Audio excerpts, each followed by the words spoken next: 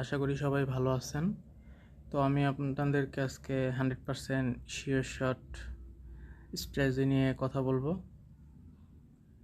তো uptrend market থাকা লাগবে ওভারঅল।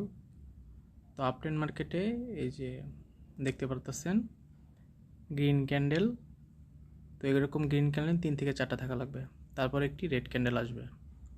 তো এই রেড ক্যান্ডেলকে এই সবুজ ক্যান্ডেল ওভার করে আপে যেতে হবে। যদি এই রেড ক্যান্ডেলকে এই গ্রিন ক্যান্ডেল ব্রেক করে, তারপরে আপনারা 98 থেকে 99% শিওর শট আপে দিতে পারবেন।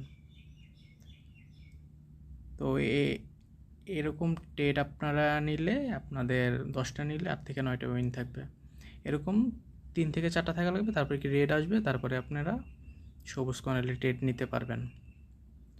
এরকম আরও শিওর শট জানতে এবং শিখতে আমাদের টেলিগ্রাম গ্রুপে আপনি অ্যাড